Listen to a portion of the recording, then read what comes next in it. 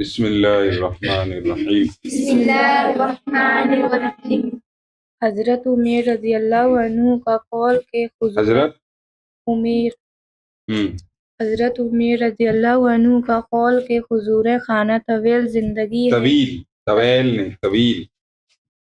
حضرت عمیر رضی اللہ عنہ کا قول کہ حضور خانہ طویل زندگی ہے۔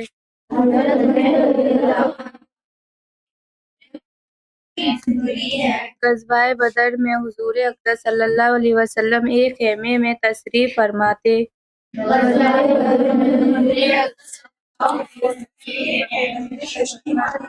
آپ صلی اللہ علیہ وسلم نے صحابہ رضی اللہ عنہ سے ارشاد فرمایا کہ اٹھو اور بڑھو ایسی جنت کی طرف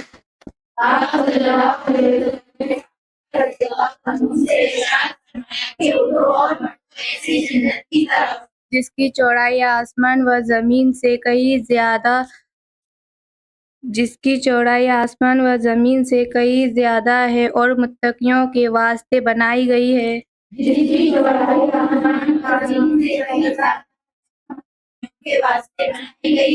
حضرت عمیر بن الحمام رضی اللہ عنہ ایک صحابی ہیں۔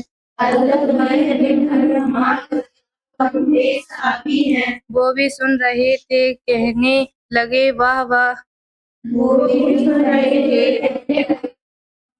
صلی اللہ علیہ وسلم نے فرمایا واہ واہ کس بات پر کہا؟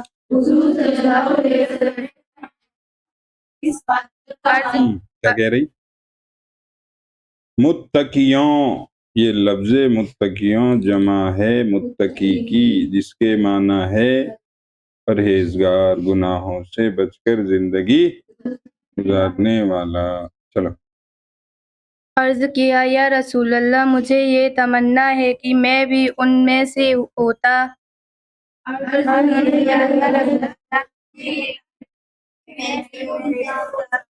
آپ صلی اللہ علیہ وسلم نے فرمایا تم بھی ان میں سے ہو۔ اس کے بعد جھولی میں سے چند کھجوریں نکال کر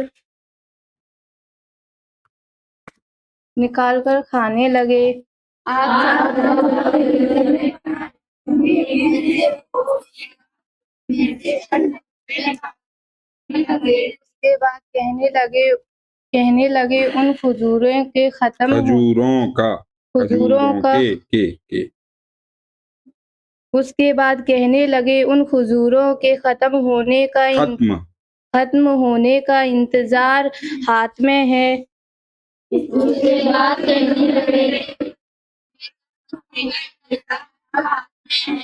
بڑی لمبی زندگی ہے۔ کہاں تک انتظار کروں گا، یہ کہہ کر ان کو پھینک دیا۔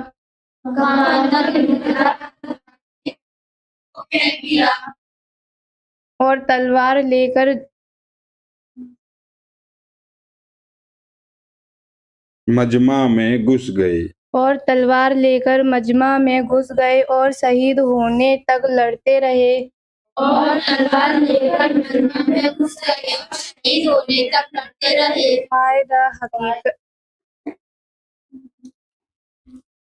فائدہ حقیقت میں یہی لوگ جنت کے قدردان ہیں اور اس پر یقین رکھنے والے۔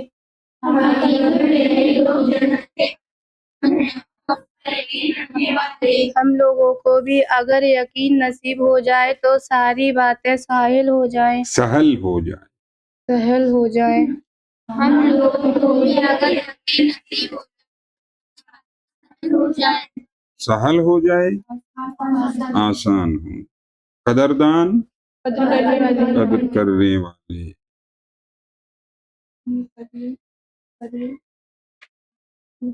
طویل بولے تو لمبی زندگی۔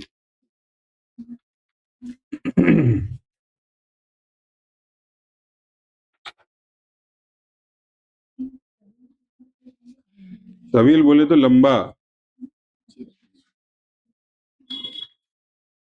اس واقعے سے 10 پوائنٹ کی باتیں یوں ہیں۔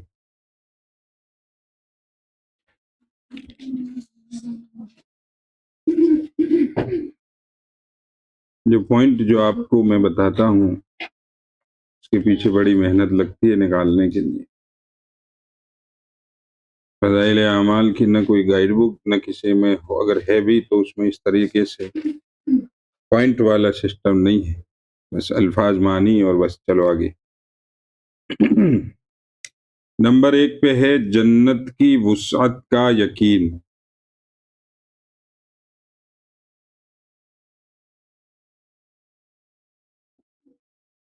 وسعت بولے تو چوڑائی، جنت کے بڑے ہونے کا یقین. یہاں بیچ میں روک کر ایک بات کہہ دیں کہ وہ چھوٹے بچے جو پڑھنے آتے ہیں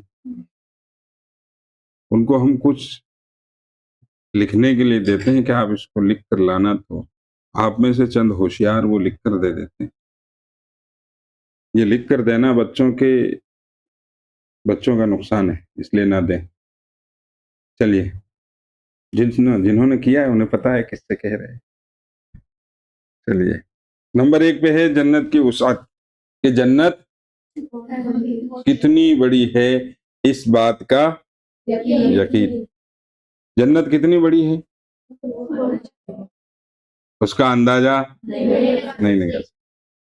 جنت میں سب سے کم درجے والا ایمان والا، کم ایمان والا، یا یوں جو، چلو اس کو چھوڑیے، ایک اور حدیث لیتے ہیں کہ اللہ کے نبی صلی اللہ علیہ وسلم نے فرمایا قیامت کے دن سب سے آخر میں ایک بندے کو جہنم سے نکالا جائے گا، اس کو کہا جائے گا جا جنت میں چلا جا. تو وہ جب جائے گا تو کوئی پورشن خالی نہیں ہوگا. پوائنٹ لکھ لیا آپ نے، بس اتنا کافی ہے. پوائنٹ کے نیچے کیا باتیں بتا رہا ہوں وہ آپ ذہن میں رکھو. پوائنٹ کا نام لکھ لیا جنت کی وسعت. اب اگر آگے جو میں بتا رہا ہوں اس کو آپ دھیان سے سنیں گے تو لفظ جنت کی وسعت پر جب آپ کی نگاہ پڑے گی تو وہ بات جو میں بتا رہا ہوں ابھی وہ اپنے آپ یاد آ جائے گی. تو نبی پاک صلی اللہ علیہ وسلم نے فرمایا کہ آخری جنتی جو جنت میں بھیجا جائے گا جہنم سے نکال کے، تو اللہ تعالیٰ اس سے کہیں گے جا بھائی جنت میں چلا جا. جب وہ جائے گا تو جنت کا کوئی پورشن خالی نہیں ہوگا، فل ہوگا. اب وہ اپنے لیے جگہ ڈھونڈے گا تو کوئی پورشن چھوڑے گا، کوئی جگہ جنت. آخری جنتی جو جہنم سے نکالا گیا ہے مصیبتوں کو جیل کے، جہنم سے نکال کے اس کو جنت میں، اب اللہ نے کہا کہ جا بھائی جگہ ملے وہاں چلا جا. اب وہ اپنی جگہ ڈھونڈنے کے لیے پوری جنت کا ایک کمرہ چھوڑے گا؟ نہیں چھوڑے گا. وہ لوٹ لاٹ کے واپس آئے گا، اللہ تعالیٰ سے کہے گا کہ جگہ ہی نہیں ہے. ابھی کہ جا بھائی تو صحیح سے دیکھ، کہ نہیں ہے میں دیکھ آیا. تو پھر اللہ تعالیٰ اس سے کہیں گے، یہاں لمبی حدیث ہے، مجھے جو بتانا ہے کہ جا تو نے جتنی دیکھی اس سے 10 گنی بڑی دے دی. جتنی جنت تو اب تک دیکھ کے آیا ہے اس سے 10 گنی بڑی دی. سمجھ میں آیا کچھ پوائنٹ؟ نہیں آیا. مطلب جتنا وہ دیکھ کے آیا ویسی 10 جنتیں اس اکیلے کو دی جائے گی. اس لیے جنت میں اچھا جنت میں ہماری منمانی چلے گی، دنیا میں منمانی نہیں چلے. وہاں جو چاہیں گے وہ ہوگا. قرآن کہتا ہے لکم فیہا ما تشتہی انفسکم، کہ جنت میں تمہارے لیے وہ ہے جو تمہارا من کرے. جنت میں ہم دنیا میں کھانا کھاتے ہیں، کئی بار بتا چکا ہوں اس بات. پہلا لقمہ کھاتے ہیں تو اس میں ٹیسٹ بڑا شاندار ہوتا ہے، کیونکہ گڈھا کھا لیے نا پیٹ تو پورا مزہ آتا ہے.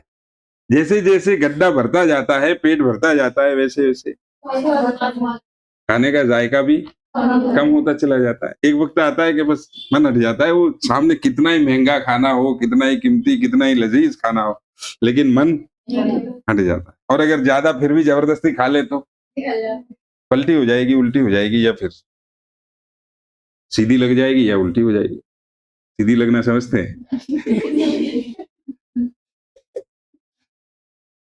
تو جنت میں یہ سسٹم نہیں ہے. اچھا پھر دنیا میں ہم کھانا کھاتے ہیں تو اس کو پچانے کا سسٹم پھر اس کو نکالنے کا سسٹم. جنت میں یہ سب نہیں ہے. وہاں نہ کوئی ٹوائلٹ ہے نہ کوئی لیٹرین ہے. تو پھر کھانے کا کیا ہوگا؟ ایک ڈکار آئی سارا ہجم. اور دنیا میں ڈکار آئی ہمیں اور کسی کے منہ پر اپنا منہ رکھ دے تو وہ وہی بے ہوش ہو جائے گا. اتنی بدبو ہوتی ہے. جنت میں یہ نہیں ہے. جنت میں ڈکار آئے گی، خوشبو پھیلے گی پوری جنت. دنیا میں ہم اب گرمی آ رہی ہے نا، سردی میں تو چل جاتا ہے. سردی میں چل جاتا ہے، ایک مہینہ بھی آدمی کھینچ لے تو چل جاتا ہے. لیکن گرمیوں میں تو نہانا پڑتا ہے. پابندی سے نہ نہائے تو پھر ساتھ میں کوئی بیٹھے بھی نہیں. تو جنت میں پسینہ ہے مگر پسینے میں بدبو نہیں ہے. جنت میں کیا ہے؟ خوشبو. جنت کے پسینے میں کیا ہے؟ خوشبو ہے. تو ایسی جنت اللہ نے ہمارے لیے بنائی. کھانا کھانے کے لیے پھر وہاں بیٹھیں گے تو ہر لقمے میں نیا ذائقہ ہے. پہلا بار جو کھایا ہے پہلا لقمہ، اس میں جتنا مزہ آیا نا اس سے ڈبل مزہ دوسرے لقمے میں آیا. 2 لقمے کھائے، جتنا مزہ آیا اس سے 3 گنا تیسرے میں ایسے بڑھاتے چلے جاؤ. تو وہاں اصل زندگی تو وہ ہے. دنیا تو چاہے جیسے گزر جائے گی اگر ایمان اور اعمال کے ساتھ گزاری تو. لیکن موت کے بعد کی جو زندگی ہے، جو ہمیشہ کی زندگی، جس کا کوئی اختتام یعنی اینڈ نہیں ہے، اگر اس میں ہم نے صحیح اعمال کے ساتھ زندگی گزار لی تو جنت ملے گی. ورنہ اللہ حفاظت کرے. تمہیں جہنم میں جانے کا بڑا شوق ہے، ورنہ اللہ حفاظت کرے یوں کہہ دو نا تو تھوڑا ہلکا ہو جاتا ہے.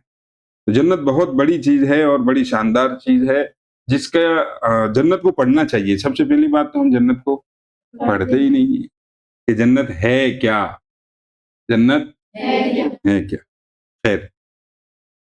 نمبر 2 پہ نیکی کا شوق.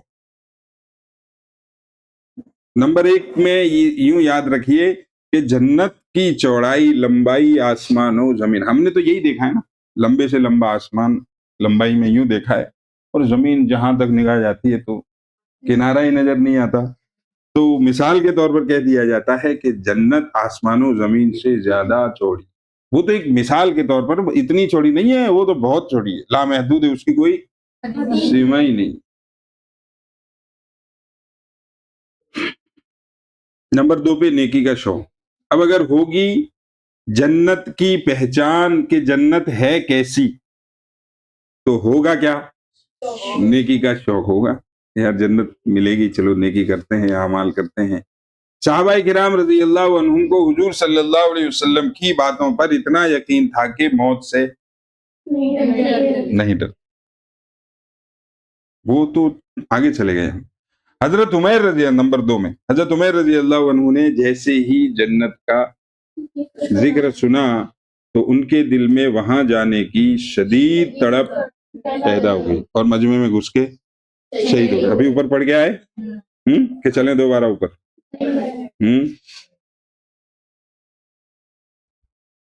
اور کیا کہا کہ ان کھجوروں کے ختم ہونے کا انتظار جو ہاتھ میں ہے. بڑی لمبی زندگی ہے، اتنی کھجوریں کھاؤں گا تب تک تو میں جنت سے باہر رہوں گا نا. ہے کہ جنت وہ کھجوروں کو پھینکا اور جا کر شہید ہو گئے. تو ایسا کب ہوتا ہے کہ جب یقین، نیکی کا شوق ہو. نیکی کا شوق کہ وہ نیکی کرنی تھی جس کے کرنے کے بعد کیا ملنا تھا؟ جنت ملنی. تو وہ گھس گئے. نمبر 3 پہ ہے سچا یقین. صحابہ کرام رضی اللہ عنہم کو حضور صلی اللہ علیہ وسلم کی باتوں پر اتنا یقین تھا کہ وہ موت سے نہیں ڈرتے تھے. وہ سرکس دکھانے والے دیکھے ہوں گے آپ نے، تو وہ ڈوری کے اوپر چلتا ہے. میں اس کی مثال دیتا ہوں کہ مسجد کے کونے پہ اوپر جہاں ترئی بند رہی ہے وہاں ایک رسی باندھ لے وہ، اور سامنے صابر بھائی کے یہاں باندھ لیں اور پھر وہ چل کے دکھائے. وہ چل جائے گا، اس کی تو عادت میں ہے.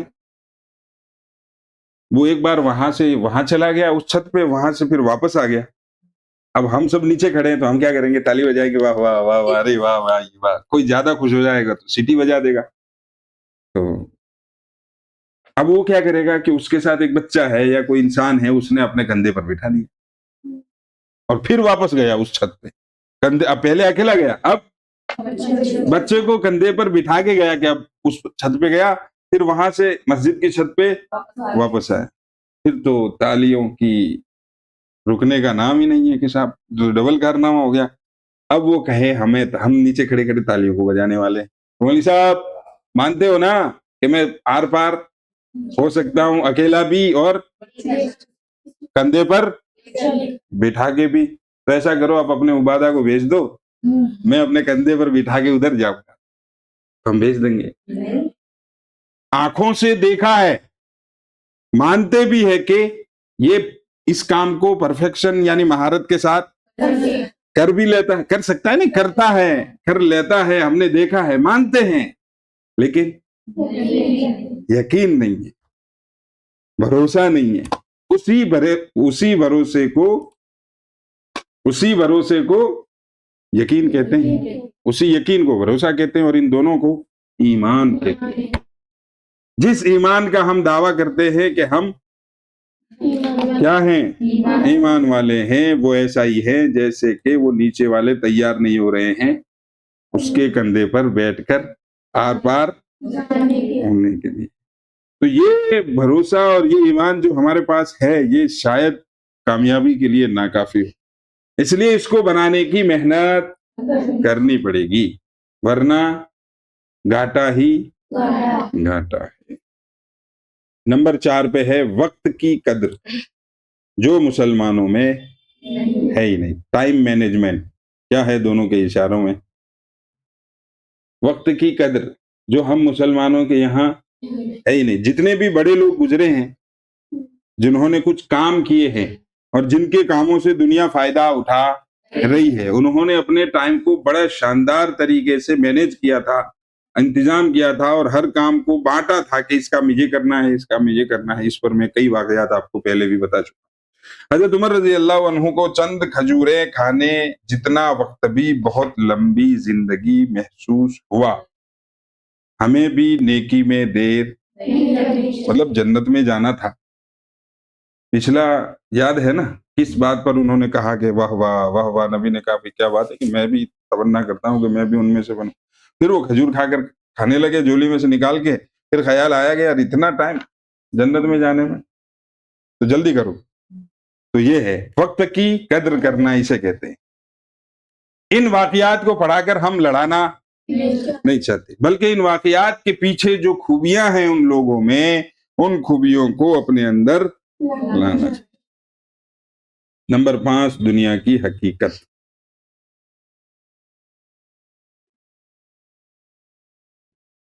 نمبر 5 پہ دنیا کی اچھا، آپ یوٹیوب پہ ویڈیو دیکھیں گے نا تو اس میں نیچے ایک سسٹم ہوتا ہے سمرائز دس ویڈیو، اپنے آپ لکھا ہوتا ہے. اب اس میں آتا ہے آپ جہاں ٹائٹل لکھا ہوتا ہے، ٹائٹل کے نیچے پھر ریڈ مور، لمبا ٹائٹل ہوتا ہے، ڈسکرپشن ہوتا ہے، ریڈ مور آتا ہے. ریڈ مور پر کلک کریں گے تو پھر آئے گا وہ آپشن سمرائز دس ویڈیو، یعنی اس ویڈیو میں کیا کیا ہے اس کی سمری بنا کر، لسٹ بنا کے، سمرین بنا کے دے دو، اس کی لسٹ بنا کے دے دو. تو وہ آپ کریں گے نا تو یہ پوائنٹ جو میں بولتا ہوں نا وہاں لکھائے آ جائے summarise this video in Urdu. وہاں جو لکھا ہوا ہے اس حساب سے چلیں گے تو انگلش میں آئے گا، جو انگلش ہمیں آتی نہیں ہے. تو آپ کو لکھنا ہے وہاں اپنے طور پہ summarise this video in Urdu, تو بڑے شاندار طریقے سے آتا ہے. پھر آپ اپنی کاپی میں جو لکھا ہے اس کو اس سے میچ کر کے دیکھ سکتے ہیں کہ ہم صحیح تھے غلط تھے. اور پھر وہاں سامنے وہ منٹ بھی آئے گی، جیسے کہ میں نے بولا وقت کی قدر، تو اس میں آئے گا وقت کی قدر لکھا ہوا، اور پھر اس کے سامنے نمبر ہوں گے. وہ نمبر کس چیز کے ہے کہ اس پر آپ نمبر پر کلک کریں گے تو وہ بات شروع ہوگی سیدھی. تو چیک کر کے دیکھنا اس کو. خیر، وقت کی قدر ہو گیا. دنیا کی حقیقت نمبر 5 پہ. اس قصے سے سبق ملتا ہے کہ دنیا کی لذتیں جیسے کھانا پینا آخرت کے مقابلے میں بہت چھوٹی ہیں، کچھ بھی نہیں ہے. اس لیے دنیا کے پیچھے بھاگنا نہیں چاہیے. نمبر 6 پہ بہادری اور شجاعت. بہادری اور شجاعت کا ایک ہی مطلب ہے. انہوں نے اکیلے ہی دشمن کے مجمع میں گھس کر بہادری دکھائی. ضرورت پڑنے پر اپنے اندر اتنی بہادری ہونی چاہیے کہ کوئی ظلم کر رہا ہے ہمارے اوپر، کوئی اتیاچار کر رہا ہے، ظلم کر رہا ہے، خامخواہ میں پریشان کر رہا ہے، تو اس سے نمٹنے کی ہمیں ہمت ہونی چاہیے۔ خامخواہ میں ہمیں کسی سے چیٹنا نہیں ہے، کسی پر حملہ نہیں کرنا، لیکن کوئی کر رہا ہے تو اس کا مطلب یہ تھوڑی ہے کہ اس نے یہاں تھپڑ مارا ہے تو لے بھائی تو یہاں بھی دے دے، ایک گولی ماری ہے کہ دیکھ ابھی تو میں زندہ ہوں، تینے ایک گولی ماری ایک اور دے دے تاکہ میں مر جاؤں، نہ نہ نہ نہ، اسلام یہ نہیں سکھاتا۔ پھر آپ اس ظلم کو روکو۔ نبی یہ پاک صلی اللہ علیہ وسلم نے فرمایا انصر اخاک ظالما او مظلوما، کہ اپنے بھائی کی مدد کرو، ظالم ہے تب بھی، مظلوم ہے تب بھی، ظالم ہے تو بھی مدد کرو، مت اوپر ظلم ہو رہا ہے، وہ مظلوم ہے یعنی اس کے اوپر ظلم ہو رہا ہے تو اس تب بھی مدد کرو۔ تو صحابہ نے کیا کہا، یا رسول اللہ مظلوم کی مدد کرنا تو سمجھ میں آتا ہے، جس کے اوپر اتیاچار ہو رہا ہے اس کی مدد کرنا تو سمجھ میں آتا ہے، لیکن یہ جو ظالم جو مار رہا ہے، ظلم کر رہا ہے، اس کی مدد کیسے کر سکتے ہیں؟ وہ تو ظلم کر رہے ہیں، ہم اس کی مدد کیسے کرتے تھے؟ نبی پاک صلی اللہ علیہ وسلم نے فرمایا میرے کہنے کا مطلب یہ ہے کہ اس کو ظلم سے روکو، اس کو ظلم سے روکو، چاہے بات کے ذریعے، چاہے سمجھا کر، چاہے لٹ کے ذریعے، لیکن اس کو روکو تاکہ دنیا میں کیا بنی رہے؟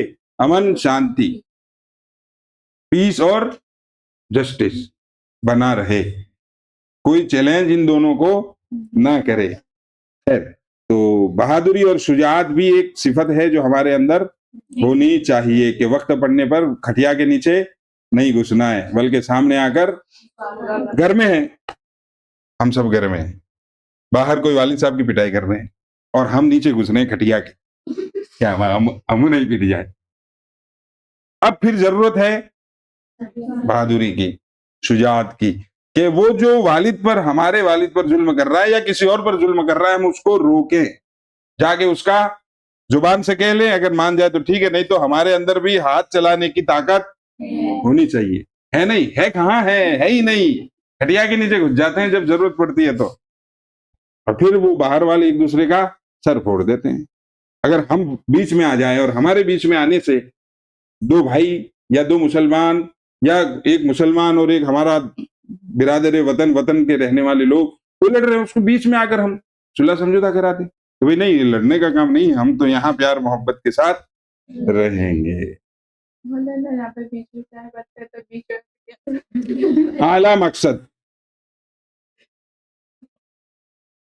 وہ زندگی جس کے پیچھے کیا بتاؤں بڑا مقصد نہ ہو، کہ مجھے یہ کرنا ہے، فکس نہ ہو، مجھے وہ چیز پانی ہے، ایسا کوئی طے، مطلب کوئی ٹارگیٹ فکس کیا ہوا ہے نہیں، ویسے ہی جی رہے ہیں جانوروں کی طرح، اٹھ گئے، کھا لیا پی لیا، اٹھتے ہی منہ دھو لیا، پھر چائے پی لی، پھر دوپہر کا کھانا کھا لیا، اور پھر رات کا کھانا کھا لیا، اور پھر سو گئے۔ یہ تو جانوروں والی زندگی ہو گئی۔ ہماری نگاہوں میں ایک ٹارگیٹ فکس ہو کہ ہمیں وہاں تک پہنچنا ہے، اور وہ ٹارگیٹ کیا ہو؟ جنت کا ٹارگیٹ ہو۔ ہمیں دنیا سے کیا لینا کہ ہم تو والے۔ انسان کا اصل مقصد اللہ کو راضی کرنا اور جنت حاصل کرنا ہونا چاہیے۔ انسان کا اصل مقصد اللہ کو راضی کرنا اور جنت کو حاصل کرنا ہونا چاہیے۔ نمبر 8 پہ ہے نبی صلی اللہ علیہ وسلم کی خوشخبری۔ حضور صلی اللہ علیہ وسلم نے حضرت عمیر رضی اللہ عنہ کو ان کی زندگی میں ہی جنتی ہونے کی خوشخبری دے دی تھی، اور وہ خوشخبری آج ہمارے لیے بھی ہے۔ یہ خوشخبری صرف ان کے لیے نہیں تھی، ہمارے لیے بھی ہے۔ ذالک لمن خاف خیر، قرآن کی آیت یاد نہیں آ رہی جس کا خلاصہ ہے کہ یہ خوشخبری، وہ آیت جس میں اللہ تعالیٰ نے مسلمانوں سے، صحابہ کے بارے میں کہا ہے کہ بھئی وہ ہم ان سے راضی، وہ ہم سے راضی۔ ذالک لمن خشی ربہ، آ گئی یاد۔ اس لیے کہتا ہوں حافظ ہونا ضروری ہے، بغیر حافظ کے مزہ ہی نہیں آتا، کسی بھی ٹاپک پر بات کر رہے ہو مزہ ہی نہیں آتا۔ ذالک لمن خشی ربہ، کہ یہ خوشخبری صرف صحابہ کے لیے نہیں ہے بلکہ ان سب کے لیے ہیں جو اپنے رب سے ڈر کر زندگی گزارے، اپنے رب سے ڈر کر اعمال کی پابندی کرتے ہوئے زندگی گزارے، ان سب کے لیے خوشخبری کا پروانہ ہے۔ یہ نہیں ہے کہ صرف صحابہ ہی جنتی ہو سکتے ہیں بلکہ ہم سب بھی ہو سکتے ہیں، شرط یہ ہے کہ ان کے جیسا عمل کرنا شروع کر دیں. چاہیے سے کام نہیں ہوگا، شروع کرنا پڑے گا. چاہنے سے اور انشاءاللہ کہہ کے تو ٹرک کے ٹرک بھر گئے. خیر، نمبر 9، عمل میں جلدی. کل بھی آیا تھا شاید یہ، عمل میں جلدی. جیسے ہی نیکی کا موقع ملے اسے فوراً کر لینا چاہیے، انتظار نہیں کرنا چاہیے. نبی پاک صلی اللہ علیہ وسلم نے انہیں ایک موقع دیا کہ بھئی صاحب دیکھو، آپ بھی انہی میں سے ہیں، یعنی جنتیوں میں سے ہیں. تو بس وہ موقع ملا کہ اگر میں شہید ہو گیا تو جنت ملے گی. موقع سامنے ہے تو کھانا پینا چھوڑ چھاڑ کے گھس گئے مجمع میں اور شہید ہو گئے اور جنت میں پہنچ گئے. نمبر 10 پہ ہے شہادت کا رتبہ، شہید ہونے کا رتبہ. نمبر 10 پہ ہے شہادت کا رتبہ. اللہ کی راہ میں، اللہ کے راستے میں جان دینے والا ہمیشہ کے لیے کامیاب ہو جاتا ہے. ہمیشہ کے لیے کامیاب ہو جاتا ہے کہ اس کے پچھلے سارے گناہ معاف کیے جاتے ہیں. آگے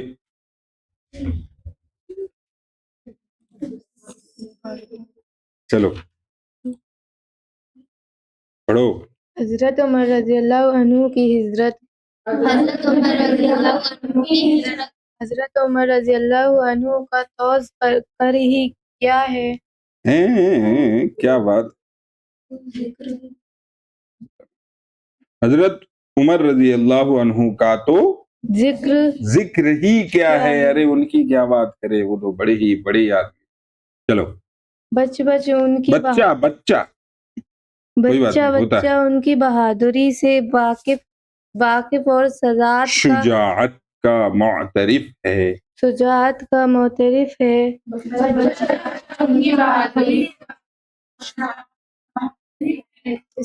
بچہ ان کی بہادری سے واقف بولے تو جان کا. کیا بات. اسلام کے شروع میں رک جا. شجاعت، کیا بات. معترف لکھ رہی ہے، مطلب کیا بتا، کیا لکھ رہا ہے آپ کے اقرار کرنے والا، یعنی پھنس گئے نا، ماننے والا. اقرار کرنا یعنی ماننا. چلیے. اسلام کے شروع میں جب مسلمان سب ہی ذوف کی حالت میں تھے. ذوف کی حالت میں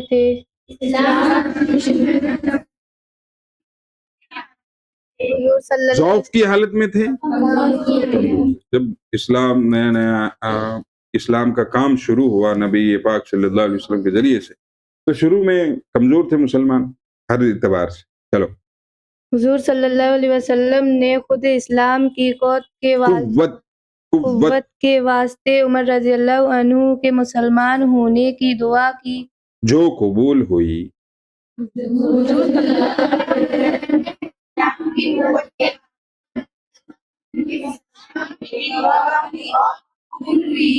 حضرت اس سے ایک بات سمجھ میں آتی ہے یہاں کہ ہم دین کا کوئی کام کر رہے ہیں اور جہاں وہ کام کر رہے ہیں وہاں کوئی ایسا آدمی ہے کہ اگر وہ ہمارے ساتھ ہو جائے تو ہمارا کام آسان ہو جائے.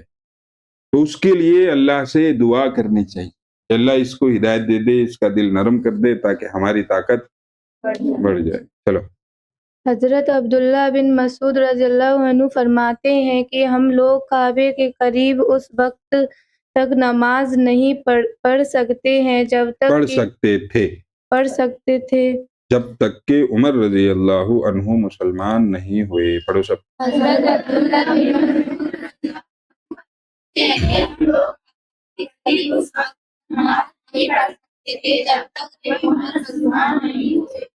کعبہ میں نماز ہی نہیں پڑھ سکتے تھے کیونکہ مسلمان کمزور تھے. کافروں کی طرف سے، وہاں مکہ کے لوگوں کی طرف سے بڑا ظلم تھا، مارتے تھے، پٹتے تھے، بڑے حالات خطرناک تھے. اس کا ہلکا سا نمونہ ہمارے دیش میں بھی چل رہا ہے کہ ادھر ادھر چلتے پھرتے نماز نہیں پڑھ سکتے، اکیلے میں سفر کرنے میں ڈر لگنا وغیرہ. چلیے، ہم گھر سے نکلتے ہیں تو جان ہتھیلی پہ رکھ کے نکلتے ہیں، کہہ کے نکلتے ہیں زندہ رہیں گے، پہنچ گئے صحیح سلامت تو بات ہو جائے گی، نہیں تو اللہ اللہ خیر صلی اللہ. چلیے.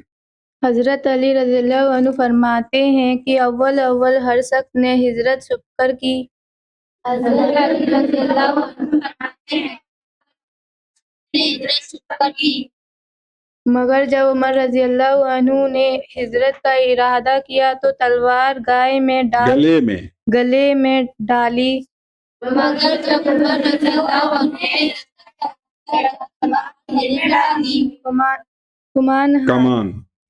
کمان ہاتھ میں لی اور بہت سے تیر ساتھ لیے اول مسجد میں گئے.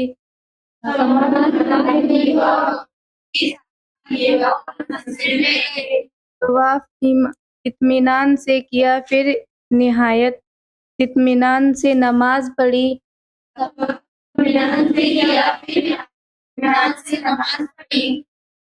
اس کے بعد کفار کے مضمون میں گئے اور مجمعوں میں یعنی مجمعوں میں.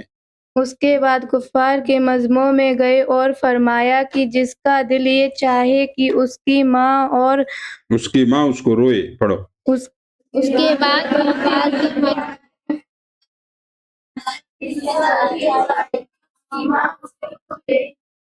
اس کی بیوی رانڈ ہو، اس کے بچے یتیم ہو، وہ مکہ سے باہر آ کر میرا مقابلہ کرے. اس کی بیوی رانڈ ہو، اس کے بچے یتیم ہو، میرا مقابلہ کرے. یا الگ الگ جماعت، یہ ہندی نہیں ہے، یہ اردو ہے. یہ الگ الگ جماعتوں کو سنا کر تشریف لے گئے. کسی ایک شخص کی بھی ہمت نہ پڑی کہ پیچھا کرتا. یہ الگ الگ جماعتوں کو تشریف لے گئے، کسی ایک شخص کی بھی ہمت نہ پڑی کہ پیچھا کرتا. اس میں ہے چند پوائنٹ کی باتیں جو آپ نوٹ کر سکتے ہیں چاہے تو.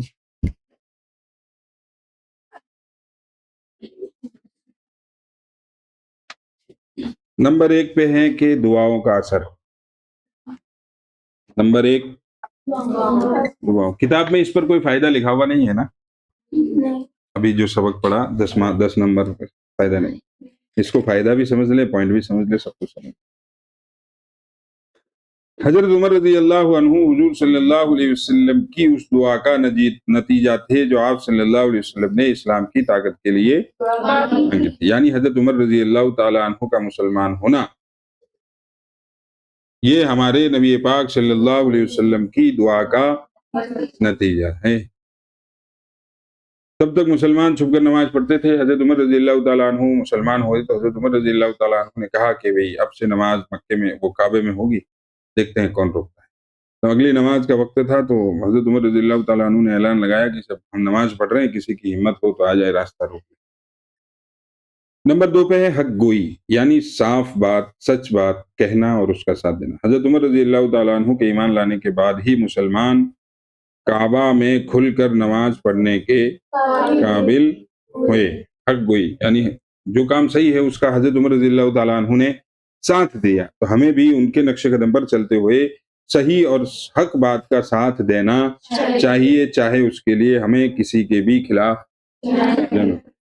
نمبر 3 بے خوفی. نمبر 3 بے خوفی، نڈرتا. سچا مسلمان اللہ کے سوا کسی سے نہیں ڈرتا، جیسا کہ حضرت عمر رضی اللہ تعالیٰ عنہ نے اعلانیہ ہجرت کی. نمبر 4 پہ ہے عبادت کا اہتمام. انہوں نے ہجرت جیسے اہم سفر سے پہلے اطمینان سے طواف کیا اور نماز پڑھی. جبکہ وہ نماز کا موقع نہیں تھا، لیکن کہ بھئی آپ جا رہے ہیں اتنے اہم کام کے لیے تو پہلے ہم نماز پڑھ لیتے ہیں، اللہ سے 2-4 باتیں کر لیتے ہیں، اپنی سفر کے لیے مدد مانگ لیتے ہیں، اپنے کام کے لیے مدد مانگ لیتے ہیں، اس کے بعد پھر چلتے ہیں. تو پہلے گئے، طواف کیا کعبے کا اور پھر نماز پڑھی، تب جا کر پھر حضرت عمر رضی اللہ تعالیٰ عنہ اپنے ہجرت کے سفر پر روانہ ہوئے. تو ہمیں بھی اپنے کاموں کو شروع کرنے سے پہلے اس طرح کا اپنی عادت بنانی چاہیے. نمبر 5 پہ ہے دشمن پر رعب. حضرت عمر رضی اللہ عنہ کی بہادری کی وجہ سے کسی کافر کی ہمت نہ ہوئی کہ ان کا راستہ روکے. یہ حضرت عمر رضی اللہ تعالیٰ عنہ کی خصوصیت، وشیشتا سمجھ لیجئے. نمبر 6 پہ کھلم کھلا مقابلہ. بزدلوں کی طرح چھپنے کے بجائے انہوں نے کافروں کے مجمع میں جا کر انہیں للکارا کہ بہت ہوا تمہارا، اب ہمت ہے تو ہمارا راستہ روک کے دیکھو۔